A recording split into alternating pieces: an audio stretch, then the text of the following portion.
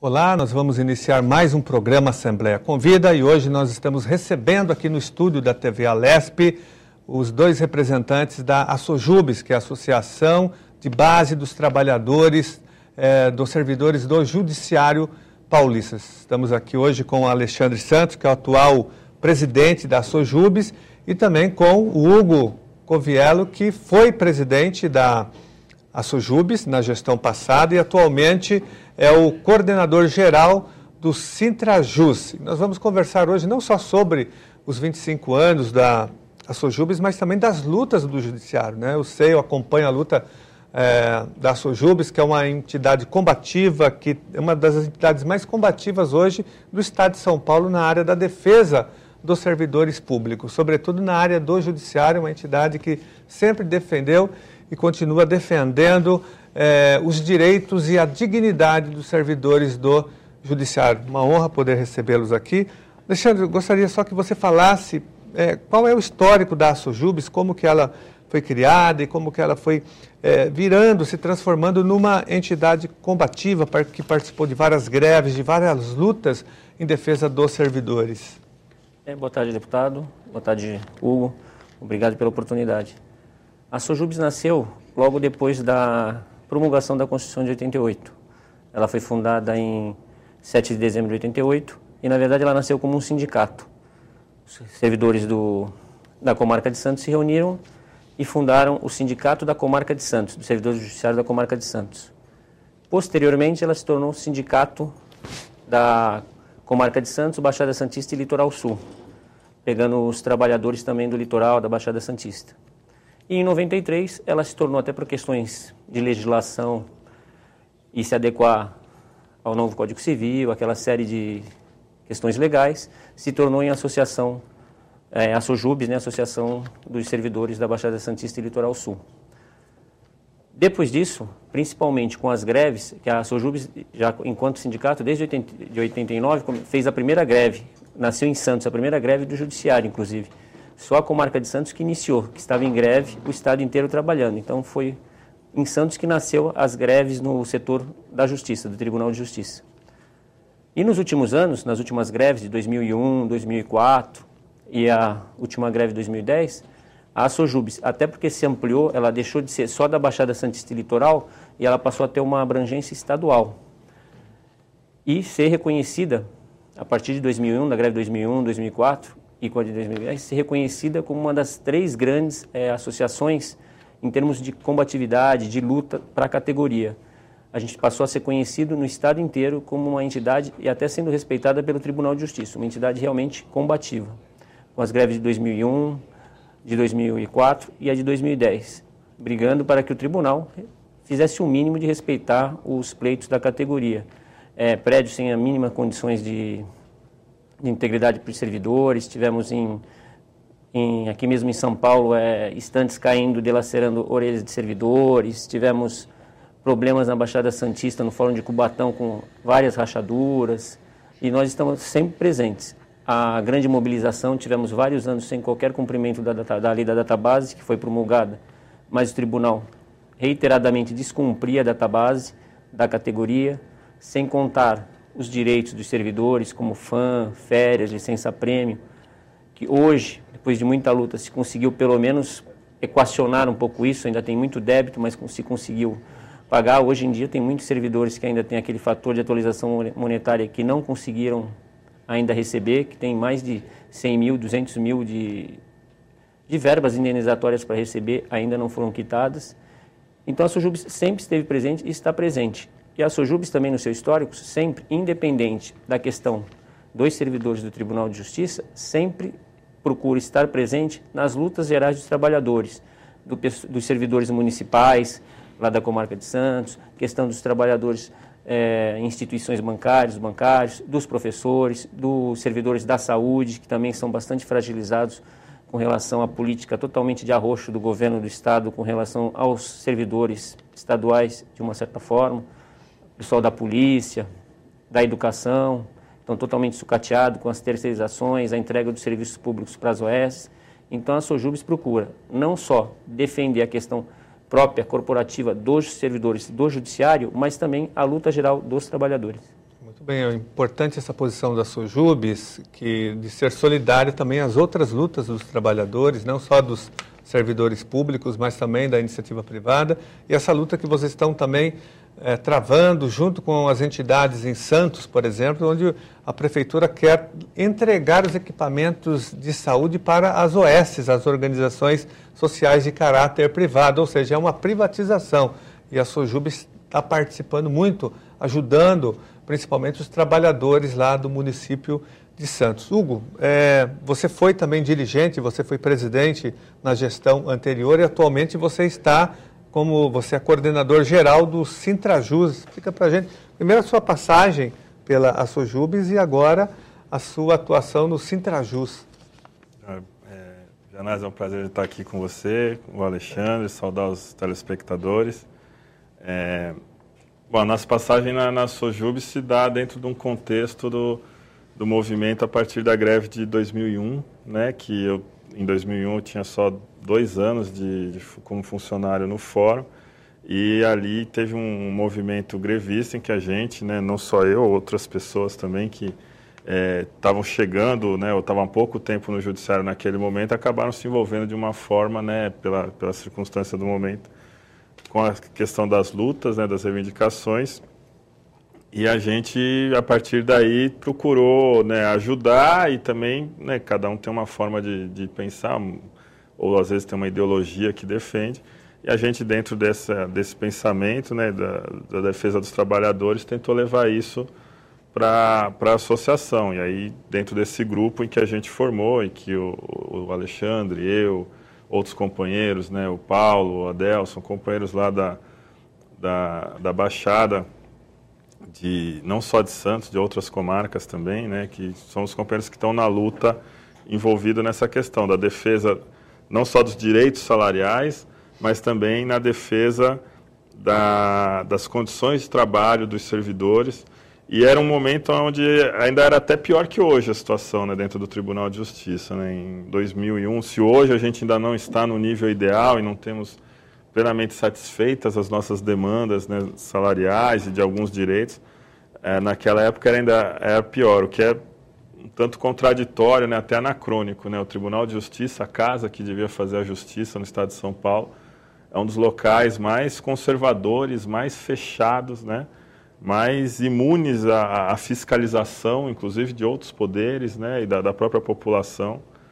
E isso gera uma série de problemas, a gente entende, tanto no atendimento à população, quanto também na questão da vida dos seus servidores, dos seus trabalhadores. Como, por exemplo, o Tribunal de Justiça não respeita a data base salarial dos seus próprios servidores, é isso? Que é uma garantia constitucional, há uma lei estadual aprovada aqui na Assembleia Legislativa e há também o artigo 37 da Constituição Federal. Então, na verdade, o Tribunal de Justiça, que deveria zelar pelo cumprimento da lei, não cumpre a legislação trabalhista para os seus próprios servidores. Só para você ter uma ideia, de 2001 para cá, realmente só nos últimos 2 anos é que a gente teve o pagamento da reposição da inflação do período no mês correto, que é março, né, da database. E ainda assim da inflação do período. Por quê? Porque existe uma defasagem salarial atrasada, né, que ficou para trás, que isso a gente a duras penas, né, tenta pelo menos diminuir ou zerar, e a gente não consegue. Mesmo nesse momento hoje, nós ainda temos uma defasagem que giraria em torno de 14%, né, se fosse atualizar até o mês agora de dezembro. E isso, sim, tem um projeto que está aqui na Assembleia, o né? PLC 30. PLC 30, para se pagar de uma forma que nós não consideramos a correta, nem tampouco a ideal, que é de se pagar isso ainda 10%, que era a defasagem em março desse ano, e pagar isso parcelado em 5 anos, né? Quer dizer, 2% ao ano. Na verdade, isso vai ser corroído e o que o servidor tinha que estar recebendo está muito longe do que é esse projeto, que ainda assim, digamos, seria um avanço em relação ao que outras gestões fizeram, né?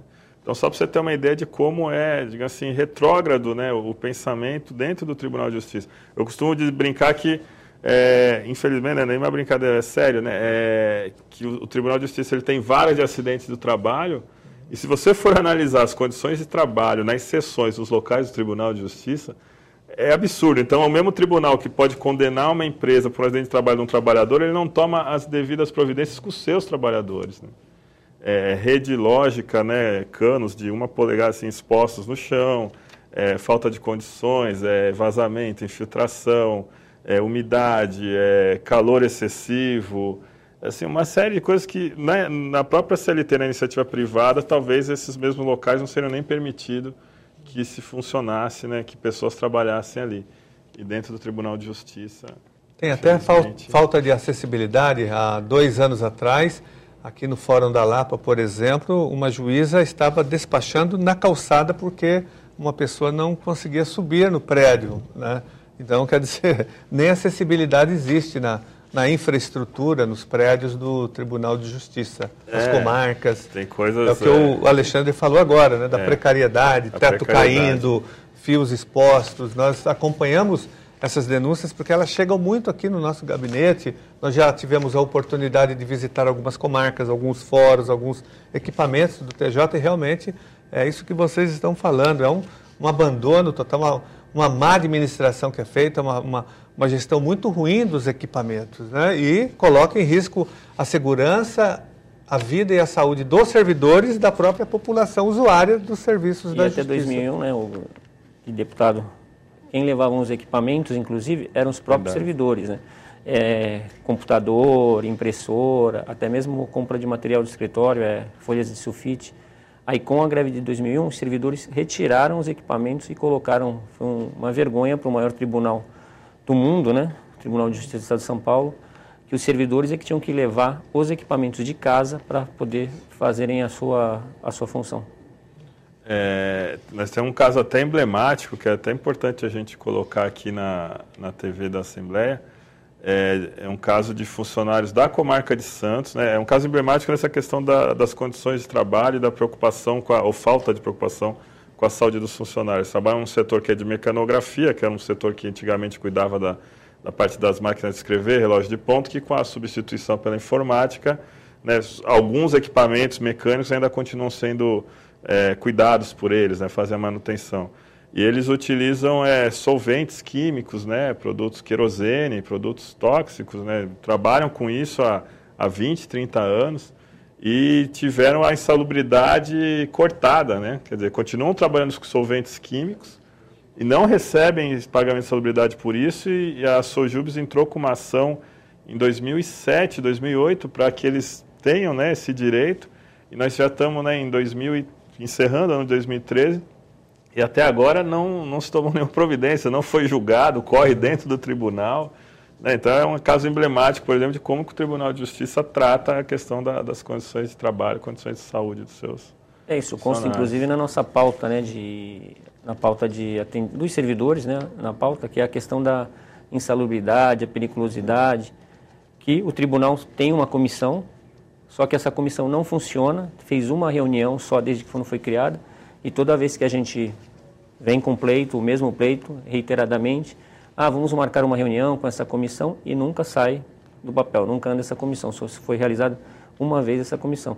Esse processo que o Hugo falou, realmente, o perito, inclusive, o processo que a Sojubes entrou, já o próprio perito do juízo, não foi nem indicado por nós, já foi lá e viu que as condições realmente ensejam o pagamento da insalubridade, só que o processo se arrasta e não tem nenhuma solução.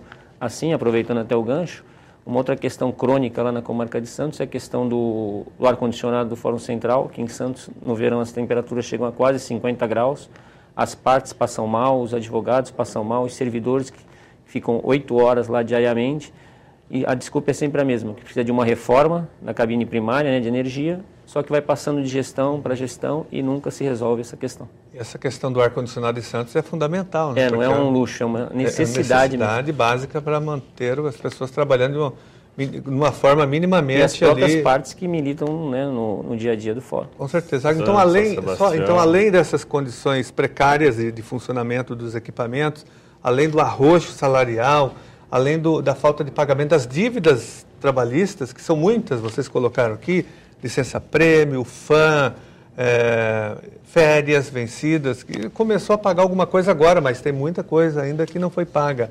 Além de tudo isso, nós temos também denúncias que eu gostaria que vocês confirmassem dentro dos fóruns de assédio moral, perseguição política, até mesmo assédio sexual contra principalmente mulheres. Vocês também recebem essas denúncias? Recebemos, a gente recebe bastante. Uma das coisas se avançou de chefes, um pouco, né, de chefias imediatas, de juízes, inclusive. Se avançou um pouco na questão dos pagamentos. Esse ano, excepcionalmente, foi, né, nessa gestão do presidente Ivan Sartori, que se pela primeira vez cumpriu a database no mês da database, né? Só que ainda há muito o que se fazer, não só as questões dos prédios, a questão do assédio, que ainda ocorre muito ainda o assédio, principalmente quando é de magistrado contra servidor ou mesmo de cargos de direção contra os servidores, que ele acaba às vezes ficando isolado, ele é colocado é obrigado a sair de licença porque ele não suporta mais, ele acaba saindo de licença saúde. Nós temos muitos casos lá, muitas denúncias, várias a gente apresentou para o Tribunal de Justiça, algumas até que prosperaram, né, a solução, mas tem muitas outras, principalmente quando envolvem magistrados, é muito complicado a situação do servidor. Eu nunca recebi notícia de assédio sexual. Isso desse ponto eu não posso falar, porque realmente nunca chegou para a gente esse tipo de notícia. Não vou dizer que não exista, né? A gente nunca lidou com esse problema. Mas com o problema de assédio moral é extremamente recorrente, né? Às vezes de cargos de chefia também, né? Não só da parte da magistratura sobre os servidores, mas de cargos de chefia também, comissionados. E infelizmente, né, uma prática que não deveria existir. Ela decorre muitas vezes também desse problema estrutural da falta de funcionário. Aí a gente passa para uma outra questão agora, Janás, que nas últimas gestões, né, mas principalmente nessa última, ao passo que alguns direitos, algumas obrigações passaram a ser pagas, mas houve também algumas modificações estruturais no sentido de se aumentar a intensificação do trabalho, né? Eu entendo particularmente que existe um problema conceitual, até dentro do RH mesmo, do Tribunal de Justiça, que é o órgão que faz o planejamento, né, dessas mudanças produtivas, né, de formas de produção em cima dos processos e tudo. E eles trabalham com um parâmetro que, a meu ver, também já está superado no mundo inteiro, né, que é do Fordismo, toyotismo, que são coisas que... Em plena era da informática, da alta tecnologia. Plena era da informática, né? Um pouco próprio do tribunal, né? O tribunal, de certa forma, está 20 anos atrasado em relação à política, em relação às práticas, à estrutura, tudo. Mas, então, coisas que já foram provadas no próprio serviço público nos anos 90, né? Principalmente a partir dos planos neoliberais, se tentou implementar isso no serviço público. E já se provou que não dá certo, que não funciona. Com atrasos, se começa a colocar isso no Tribunal de Justiça, e são práticas de intensificação do trabalho, quando, na verdade, o grande problema é que faltam funcionários, né? Você não vai conseguir que um funcionário que já trabalha 8 horas diárias, que já está, a maior parte, numa faixa etária aí acima de 40 anos, né, 45 anos, 50, que você não consegue mais espremer esse trabalhador, e parece que o tribunal tenta fazer é justamente isso. Então, a gente agora, isso acaba gerando, né, mais ações de assédio moral, né? Já temos o problema do desvio de função, que agora também, em parte, foi resolvido, digamos, de forma paliativa, né, com aquela votação do projeto 29 aqui na Assembleia, que é a gratificação de atividade cartorária. Só que o mesmo tribunal deixou de fora, por exemplo, os agentes administrativos, que trabalham na parte administrativa do tribunal e que não vão receber esse tipo de gratificação, embora também atuem em desvio de função, né? Então, essas duas práticas de intensificação do trabalho, do desvio de função, elas acabam levando ao assédio moral. E é muito grande dentro do tribunal. Alexandre, nós temos informações de que é um déficit, vocês levantaram, esse de aproximadamente 15 mil servidores. Faltam aproximadamente 15 mil servidores no TJ. E por conta disso que o servidor hoje, que trabalha no Tribunal de Justiça, no Poder Judiciário, ele tem um acúmulo de trabalho, de funções, tem o desvio de função, muitos adoecem, tem um número muito grande de pessoas adoecendo no Tribunal de Justiça, servidores que adoecem, tiram licença para cuidar da saúde mental, tem muita doença mental, né, doença emocional, por conta da pressão, do assédio. servidores com depressão, com síndrome do pânico, com doenças emocionais e doenças físicas também. E aqui na Assembleia Legislativa nós aprovamos poucos projetos de lei do Tribunal de Justiça criando cargos para concurso público, né? Vocês confirmam essa informação que faltam funcionários realmente para dar uma aliviada, para distribuir melhor o trabalho nas comarcas, nos fóruns? Isso é admitido pelo próprio Tribunal de Justiça, né? E hoje, essa própria administração do Tribunal de Justiça afirma que realmente o tribunal enfrenta dois problemas graves. Uma é a questão da desvalorização total do servidor, né, que ficou anos e anos sem ter qualquer tipo de valorização. Então, acabavam prestando concurso, principalmente para a área federal, então se deslocavam para a área federal. E hoje, o que enfrenta também, em que pese ter chamado, chamou acho que cerca de 4 mil servidores, o número de servidores, como colocou, que já tem uma certa faixa etária e estão se aposentando ou em licença de saúde, como o senhor bem colocou, deputado, é muito grande. Então, o déficit de funcionários ainda é muito grande no Tribunal de Justiça. Aí, aproveitando o ensejo do assédio moral que a gente está falando, as entidades elaboraram uma cartilha sobre o assédio moral, porque o servidor, às vezes ele está adoecido, ele está com assédio moral, só que ele nem sabe direito que está acometido do assédio moral. Ele acaba entrando em licença de saúde, síndrome do pânico, depressão. Então, eu vou deixar um exemplar para o senhor, deputado. Você vê uma cartilha que uma campanha que a gente fez sobre o assédio moral. Vou deixar aqui para o telespectador ver essa cartilha sobre assédio moral. Nós criamos, inclusive, nós aprovamos aqui uma lei na Assembleia Legislativa que proíbe o assédio moral em todos os órgãos de serviços públicos aqui da Assembleia Legislativa, do Estado de São Paulo. A lei foi aprovada e está em vigor em todo o Estado, mas muitos órgãos não respeitam essa lei, inclusive o próprio Tribunal de Justiça, que é um transgressor da legislação. É um órgão que deveria, como eu disse, zelar pela lei, mas ele vive constantemente, em muitos casos, principalmente nessa relação com os servidores, fora da lei. É um órgão que viola a legislação que ele deveria cumprir. E, deputado, as entidades também elaboraram uma pesquisa, estão finalizando uma pesquisa, algumas entidades representativas dos servidores do Judiciário, com relação à saúde do servidor, do que adoece o servidor do Judiciário. A pesquisa já está sendo finalizada, né? Está na tabulação final para ser editada, até para que seja apresentado para o Tribunal de Justiça com números concretos. Então, ela foi uma pesquisa realizada em regiões do Estado, né?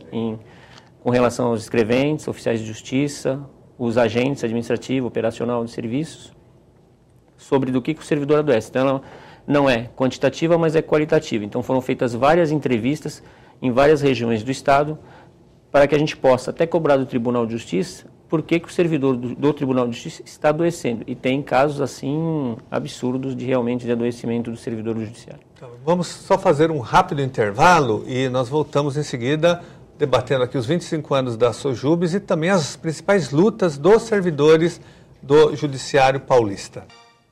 Estamos de volta com o programa Assembleia Convida, debatendo hoje os 25 anos da Sojubes e também das principais lutas dos servidores do Judiciário Paulista. Conversando hoje aqui com o Alexandre Santos e com o Hugo Coviello, da Assojubes e do Sintrajus. Nós estávamos então debatendo aqui, antes de começar o programa, a questão da greve de 2010, que foi uma das greves mais importantes e talvez uma das mais longas, não só do Judiciário, mas de todo o funcionalismo público estadual. Uma greve que revelou para a sociedade brasileira e principalmente para a Assembleia Legislativa que as mazelas e as contradições internas do Judiciário, quando nós tivemos a oportunidade de entender e também atuar. Nós até propomos na época uma CPI do Judiciário, que até nós quase emplacamos essa CPI, mas depois aqui a base do governo foi enquadrada e algumas assinaturas foram retiradas, mas tamanha gravidade da situação. Então eu gostaria que vocês falassem um pouco da greve de 2010 e as principais conquistas que vocês tiveram e estão tendo por conta daquela histórica greve. Eu sei que vocês fizeram outras greves importantes, né, em 2001, 2004 e a de 2010, mas me parece que a de 2010 foi muito importante porque ela durou muito tempo e ela trouxe vitórias, principalmente nesse ano de 2013. Alexandre? A greve de 2010, na verdade, ela começou desde 2009, que as entidades já denunciavam todas as mazelas do Tribunal de Justiça. Recebimento indevidos para a magistratura, uma série de fatores já eram denunciados ao CNJ, só que, infelizmente, a grande imprensa e a população não tinha conhecimento de todas essas denúncias que nós já fazíamos desde 2009, 2008. Mas só uma parte, Alexandre, mas o CNJ depois atuou, né? Por conta das denúncias de vocês, dos servidores da greve 2010, que o CNJ foi obrigado a tomar medidas aqui em São Paulo, porque até então ninguém tocava no Tribunal de Justiça. Não foi à toa que a ex-presidente do Conselho Nacional, Eliana Calmon, disse que era mais fácil, como que era, o camelo passar pela agulha, pelo buraco da agulha, do que tocar no Tribunal de Justiça aqui de São Paulo. Mas graças à luta de vocês, aquela greve que denunciou para toda a sociedade o que vinha acontecendo aqui em São Paulo. Isso mesmo, e no próprio ano de 2010, quando o então presidente assumiu, na primeira reunião que ele teve com as entidades representativas dos servidores, ele disse que ele era presidente dali para frente. O que era para trás não interessava, os déficits todos com os tribunais, com os servidores do judiciário, índices de não pagamento, ele era presidente dali para frente. O que passou, passou, se deve, paciência, problema de vocês.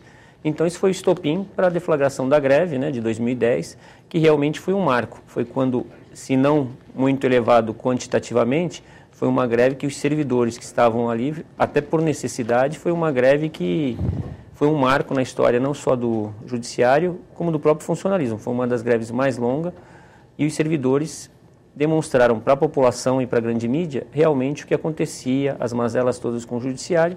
E hoje, como o senhor colocou, deputado, a gente está tendo alguns resultados, em grande parte em decorrência desse movimento todo, que de certa forma, como o Hugo tinha colocado a caixinha preta, abriu, de certa forma, essa caixinha preta do judiciário. Teve a aprovação do plano de cargos ainda em 2010, que se não era um plano ideal, era um primeiro plano, que nós não tínhamos nem qualquer tipo de plano, enquanto a Justiça Federal já vai para a quarta versão do plano deles de cargo, quinta versão, nós não tínhamos qualquer tipo de plano de cargos, plano de carreiras. Foi implantado em 2010, bem aquém das necessidades dos servidores. E hoje, como o senhor citou, o PL 29, que foi aprovado, ocorreram alguns avanços, como adicional de qualificação, quando a pessoa tem algum curso de graduação que não seja inerente ao ingresso do cargo, o regime de avaliação de progressão, que é bienal, na lei original, ele passa a ser anual. Só que, infelizmente, teve a gratificação aos agentes administrativos, operacionais e de serviço, quando em atividades cartorais em desvio de função, em que pese, precisa futuramente, que nós ainda alertamos, principalmente nós da Sojubs, do Sintrajus, que esse projeto, esse texto desse PLC 29 ainda não contemplaria todos os servidores, mesmo que em desvio de função, que são os que trabalham na administração, mesmo que em desvio de função. Isso é uma luta mais para frente, que a gente tentou ainda nesse PLC 29, mas infelizmente não foi possível. Tem a questão também dos 4,77, que ainda é algo que sobra aí do Tribunal de Justiça, que é a Casa das Leis, mas ainda não cumpriu essa lei, foi um dissídio homologado judicialmente, é uma decisão judicial, é simplesmente cumprir o que foi decidido, é até um exemplo que seria dado, né, a Justiça cumprir o que é determinado pela Justiça, o que é homologado, é um acordo judicial. Os 4,77, que são 9 meses aí da greve de 2010, até hoje não foram quitados, além do 1,5 aí da gestão do desembargador Bedran, que também não foi pago ainda para os servidores. E lembrando que vocês colocaram no início do programa que nós estamos aqui assistindo a tramitação do PLC número 30, que a princípio, quando deu entrada aqui na Assembleia Legislativa, ele fazia o pagamento de uma dívida de 10,55%. Mas o próprio presidente do TJ recentemente apresentou um aditivo parcelando, como vocês disseram, esse valor em 5 vezes, vai até 2018, ou seja, ele vai pagar uma dívida à prestação até 2018. Nós estamos tentando aprovar o projeto, que nem isso, ele não foi aprovado ainda aqui na Assembleia Legislativa, mas é um absurdo, é uma afronta aos servidores parcelar um reajuste, uma dívida do passado de 10,55% em 5 anos, pagando 2% ao ano, até uma dívida que vai até 2018. É um absurdo isso. Nós queremos registrar o nosso protesto. Mas, enfim, é isso que vocês conseguiram. O PL 29, o 30, né? e também me parece que uma abertura de diálogo maior. O TJ agora é obrigado a ouvir mais, pelo menos, as entidades. Isso ocorreu nessa gestão. Temos que ver se isso continua para frente. Mas a origem, né, Janás, tanto em 2004 como em 2010, né, a origem do problema vem do quê? O Tribunal de Justiça elabora um orçamento, o orçamento é cortado pelo governo do Estado, que usa, né, a sua base aqui na Assembleia, que é a maioria, né, para cortar os orçamentos, principalmente no que se refere à folha de pessoal, né? Ainda que o Tribunal de Justiça ele não chega nem a utilizar o limite da Lei de Responsabilidade Fiscal, que seriam 6%, né, do orçamento. Ele não chega a esse percentual, ainda uma folga considerável, né, de chegar a 4,7%, 4,8%. E mesmo assim a base governista corta o orçamento do tribunal, e aí com o corte se diminui a verba de pessoal. Nós temos um problema que a verba de pessoal dentro do Tribunal de Justiça ela é a mesma para servidores e magistrados. Só que quem controla a folha são os magistrados. E os magistrados eles têm um processo de indenizações, né, que a gente poderia dizer que é quase que permanente, porque são dívidas ou se atribuem direitos, gratificações, etc., que foram pagos, deixaram de ser pagas, né, e a cada ano se descobre um novo direito, né, para os magistrados, uma nova dívida.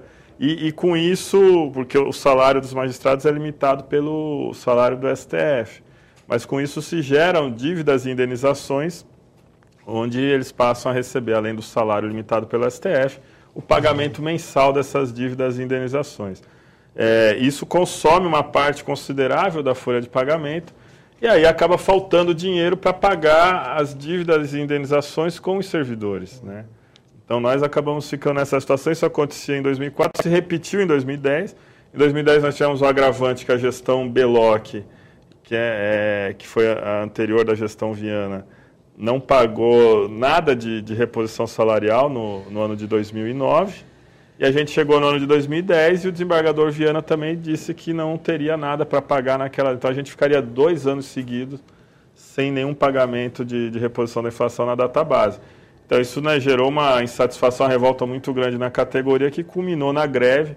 É uma greve de 127 dias, provavelmente uma das maiores greves da história, acho que recente, né, dos trabalhadores no Brasil. E uma greve muito forte, teve ocupação de prédio, né, porque o grau de insatisfação foi muito grande. A truculência, a intransigência do tribunal em discutir com a categoria ou em sinalizar um pagamento de um direito, né, também foi muito grande. E isso fez com que a greve realmente fosse... endurecida, né? E hoje, praticamente, eu atribuo que boa parte das conquistas, mesmo as concessões que foram feitas agora na gestão Sartori, elas decorrem desse processo, de uma avaliação de que essa insatisfação gerada na categoria era tão grande e que a nossa luta foi tão forte que gerou essas mudanças a partir desta gestão do desembargador Sartori. A gente espera que continue daqui para frente, né, sendo nesse caminho de a gente conseguir avançar e recuperar nossos direitos. Mas nós realmente temos algumas dúvidas, né, Janás? O próximo presidente eleito já deu algumas declarações de que ele vai recorrer ao Banco Mundial para pegar empréstimos para questões que envolvem, inclusive, a valorização do servidor, né?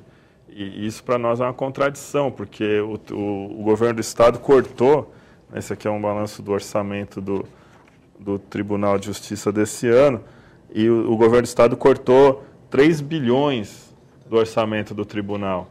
E aí o presidente, né, a gente entende, em vez de brigar com o governador do Estado para recompor o seu orçamento, quer dizer, aceita o corte e prefere ir procurar um empréstimo num banco. Endividando, né, o TJ, o Estado. Endividando o TJ, a gente sabe que o Banco Mundial, na verdade, ele patrocina essas práticas, né, de reengenharias produtivas, essas coisas que vão gerar intensificação do trabalho, né, na verdade vai aumentar, na verdade, a exploração em cima do trabalhador. E quando que o caminho mais certo e mais curto era justamente brigar com o governo do Estado para que ele não cortasse as verbas, né, principalmente a verba de pessoal. E dos investimentos também. Né? Alexandre, esse tema é importante, né? Os cortes dos orçamentos, porque são vários cortes. Esse é um histórico constante do governo estadual em cortar o orçamento. Agora, como disse o Hugo, nós tivemos um corte de 3 bilhões. Em anos anteriores, os cortes foram até maiores. Né? E qual o impacto dos cortes na vida dos servidores, para quem está lá dentro trabalhando e também para a população? O impacto é muito grande, né, deputado? Porque aí os servidores continuam sem ter os seus créditos atrasados, além de não ter garantido o pagamento da database, que é uma garantia constitucional, até os mesmos créditos atrasados, como férias, licença prêmio e FAM, ficam prejudicados. Sem contar, como o senhor colocou, a questão da prestação jurisdicional mesmo, porque teve o orçamento, se não me recordo, acho que foi o de 2012, 2013, que para a infância e juventude, os projetos da infância e juventude, foi colocado pelo governo do Estado R$10 para esses projetos da infância e juventude. Quer dizer, o que você faz com R$10? É uma verdadeira afronta, só para não zerar. A gente até achou, num primeiro momento, que estava equivocado, né? Mas não, R$10 mesmo para os projetos da infância e da juventude. Sem contar o aparelhamento todo do Estado, dos prédios, instalações e tudo, que já normalmente são em situações precárias, fica pior ainda. E, reiteradamente, o orçamento é cortado. Esse ano mesmo, né, o tribunal mandou uma peça orçamentária de 11 bilhões e 900 milhões, já teve um corte prévio que o Executivo não permite nem, diz respeito à própria Assembleia Legislativa, que não permite que a casa responsável por isso seria a ALESP, a Assembleia Legislativa. Se tivesse que cortar, teria que ser debatido entre os deputados fazer esse corte. Não, o Executivo já manda a peça orçamentária com um corte prévio de cerca de 3 bilhões de reais. Aí eu acho que o que o Hugo falou em relação ao novo presidente eleito, José Renato Nalini, que lançou essa proposta de pedir empréstimo internacional para o Banco Mundial. Na verdade, eu concordo com o Hugo, tem que pressionar o governador a recompor, ou a Assembleia Legislativa, porque, como você disse, a Assembleia Legislativa ela tem o poder para recompor esse orçamento, porque quem vota o orçamento não é o Tribunal de Justiça, nem o Poder Executivo, é a Assembleia. São os 94 deputados, e esses deputados deveriam ter independência e autonomia para recompor, no momento da aprovação e da tramitação do projeto, o orçamento do TJ. Né? Que, como você disse, é importante. Nós aprovamos aqui já alguns projetos de lei para a criação de alguns fóruns. Aqui na capital, por exemplo, foi aprovado em 2006 a criação do Fórum de São Mateus. Até hoje, esse fórum não foi construído. Em 2010, nós aprovamos aqui a criação dos fóruns da Capela do Socorro e da região de Boimirim. Até hoje, eles não foram também construídos, não foram viabilizados, por conta, logicamente, desses cortes orçamentários, né, que é muito grave. Agora, um outro tema que eu gostaria de debater com vocês, aqui, Hugo e Alexandre, é uma questão que está tomando conta aqui da pauta da Assembleia Legislativa hoje, que é o PLC número 56, que cria o nível universitário para os oficiais de justiça, aqui em São Paulo. Parece que só 2 estados brasileiros não têm o nível universitário para os oficiais, São Paulo e Minas Gerais. E é uma vergonha, o estado mais rico da federação, que tem o maior orçamento estadual e também o maior Tribunal de Justiça da América Latina, não cumpre, não paga, inclusive não segue uma orientação do CNJ, Conselho Nacional, né, uma resolução de 2007, do Conselho Nacional de Justiça, como você disse, de 2007, que orienta os tribunais de justiça a dispor sobre o nível universitário para os oficiais de justiça. Nós recebemos recentemente aqui um projeto PLC número 56 de 2013 que está tramitando. Ele está em caráter de urgência, nós aprovamos aqui um requerimento de urgência. O projeto, quando foi encaminhado no seu artigo 3º, dizia, e diz, na verdade, que ele está tramitando, que há orçamento, a dotação orçamentária, mas, no entanto, ele está sendo obstruído, ele está sendo sabotado. Acho que é uma sabotagem contra a aprovação desse projeto. Vocês estão aqui na Assembleia, tentando convencer os deputados. Nós realizamos junto com vocês, uma grande audiência pública com mais de mil oficiais de justiça. E, no entanto, o projeto ainda não foi aprovado. Como que vocês estão vendo essa situação dos oficiais de justiça? Sei que vocês estão lutando muito por isso. Passa tudo até pela questão do corte do orçamento. Porque o tribunal tem um corte no orçamento, depende do executivo para atender os seus pleitos, aí passa durante o ano com esse corte que o executivo faz, entre aspas, passando a canequinha, pedindo suplementações e suplementações, e fica à mercê do executivo se libera ou se não libera a verba, e fica esse jogo de empurra agora, né? Tem dinheiro, não tem dinheiro, e os servidores, mais uma vez, são prejudicados. Nesse caso, especificamente, o tribunal mandou um projeto onde ele disse que uma parte ele paga, a outra parte ele joga para o governo suplementar. E aí a gente vê assim, né? Esse é o grande problema, né? Tanto na questão do corte do orçamento, na questão desse tipo de projeto, na questão do projeto do parcelamento em 5 anos da nossa defasagem salarial de 10%, é que, infelizmente, no Estado de São Paulo não há vontade política do Tribunal de Justiça de exercer sua autonomia, né, de brigar pelos seus direitos junto ao governo do Estado, né? Ao contrário, né, a gente sabe que acaba existindo uma relação muito forte, né, uma influência muito grande do governo do Estado até nas determinações do Tribunal de Justiça, né, que não deveria, teoricamente, não deveria ocorrer, né? E aí o tribunal passa, de certa forma, a copiar algumas medidas que a gente sabe que, né, infelizmente, esse governo, o governo do PSDB, o governo Alckmin, né, tem, que é uma política de arroxo salarial, uma política, né, de terceirização, de colocar OS em tudo quanto é lugar, né, e de desvalorização. No caso dos oficiais, né, Janase, agora no próximo dia 17 vai haver uma nova manifestação dos oficiais de justiça. É o mesmo problema, o tribunal tenta jogar para o governo não assume, não quer repassar ou desfazer os cortes que fez no orçamento, né, empurra para o tribunal de novo, e o tribunal meio que lava as mãos e fala, bom, se o governo não quer, então quem vai pagar o pato, infelizmente, vão ser os trabalhadores, né? Isso para a gente é inaceitável, essa questão do nível universitário é muito importante pela complexidade das funções, né? O volume de processos na Justiça de São Paulo é muito grande e aumenta a cada ano, né? As pessoas, na busca dos seus direitos, são conquistas até do processo da redemocratização do país, né? Da Constituição de 88, da atuação, inclusive, também política de parlamentares como você, né, Janase, que são exemplos nessa luta pelos direitos dos trabalhadores.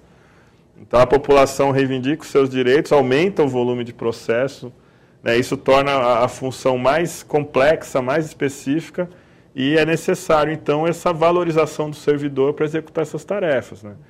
Do mesmo modo que os oficiais de justiça, a gente acha que também a longo prazo, né, é importante valorizar também os escreventes, a gente brigar por isso, porque no dia a dia, até pela falta de estrutura, são esses profissionais que acabam realizando, fazendo a justiça chegar na população, né? Então é importante, assim, frisar bem e denunciar que os oficiais de justiça estão sendo vítimas de um verdadeiro jogo de empurra entre o judiciário, o TJ, o Executivo e até a própria Assembleia Legislativa também. Por isso que nós dissemos que aqui em São Paulo, no estado de São Paulo, a democracia está manca, porque nós temos um único poder que manda, que é o poder executivo. O Tribunal de Justiça fica de joelhos para o Executivo e a Assembleia Legislativa muito mais, porque a Assembleia Legislativa não tem autonomia, não tem independência, é um órgão auxiliar, é um departamento do Palácio dos Bandeirantes. Então, quem manda é o Executivo, e o TJ não faz esse enfrentamento aqui, não cobra, como nós dissemos anteriormente, que o Tribunal de Justiça, o atual presidente eleito, disse que vai buscar recursos internacionais, ao invés de pressionar aqui o governador Geraldo Alckmin. Então é um absurdo isso, né? Mas nós vamos continuar com vocês a luta para a aprovação imediata do PLC número 56, para garantir o nível universitário para os oficiais de justiça. Essa é uma batalha que vocês estão travando fora e dentro aqui da Assembleia Legislativa. Mas, Alexandre, tenho mais um tema aqui que é importante. Nós estamos aqui com a tramitação também do PLC número 06, que cria cargos para concurso público de psicólogos e assistentes sociais. Nós estávamos falando da falta de funcionários na estrutura do Tribunal de Justiça. Há um cálculo de aproximadamente a falta de 15 mil servidores. Esse projeto também está parado. Eu consegui aqui aprovar um pedido de urgência para ele, mas a Assembleia Legislativa está segurando aqui. Eu não sei se por conta de uma orientação do Executivo ou do Tribunal de Justiça. O projeto já está pronto para ser votado. E nós votamos, como eu disse, poucos projetos de criação de cargos e contratação de servidores, lógico, pelo concurso público, né? Esse projeto, o 6, inclusive, ele não tem uma maior despesa, porque ele extingue cargos de agentes administrativos e cria, em menor número, cargos de assistentes sociais e psicólogos. Então, assim, não teria um impacto financeiro tão elevado. Assim mesmo com o outro PL que está tramitando aqui na casa, o PL C42, que é com relação aos servidores quando em falta médica, né, aquela falta médica, ou em licença saúde inferior a 45 dias, que também não tem impacto financeiro. O Executivo já tem essa lei, os servidores, até uma questão de isonomia entre os servidores estaduais, não tem impacto financeiro. O senhor conseguiu colher esse também a tramitação em regime de urgência e ele está prontinho para ser votado e até agora também não foi votado aqui pela casa. Não se sabe por que não foi votado ainda, né? Está totalmente pronto para ser votado. Então, é por tudo isso que eu quero aqui enaltecer mais ainda a luta da SOJUBs. Nós estamos chegando aqui, Hugo, ao final do programa e dizer que todas essas lutas são travadas pela SOJUBs aqui dentro da Assembleia Legislativa, pressionando aqui a Assembleia a votar esses projetos e, sobretudo, fazendo enfrentamento dentro do Tribunal de Justiça. Eu quero parabenizar vocês pelos 25 anos de existência, de luta, mas, sobretudo, pela defesa intransigente da SOJUBs em defesa dos direitos e da dignidade dos servidores do Judiciário. Parabéns e muito obrigado. Obrigado, deputado. Obrigado pela participação. Obrigado a todos os companheiros que nos assistem. E só lembrar uma outra conquista dos servidores, que foi com o plano de cargos decorrente da greve de 2011, foi a questão do Instituto da Remoção, que foi implantada nessa gestão, mas foi fruto da luta lá, ele constava do projeto da Lei 1111, que é o plano de cargos, e foi implementado agora em 2013. Bom, agradecer a participação aqui no programa, agradecer, deputado, e dizer ao telespectador, servidor que está em casa, que sem luta, sem mobilização, os trabalhadores não conseguem nada nesse país. Então é muito importante a luta, a participação, a mobilização e contar com o apoio de deputados que defendem os trabalhadores e os direitos dos servidores, como é o caso seu, Janás, e a gente agradece também. Parabéns por estar sempre apoiando a gente nessa luta. Obrigado.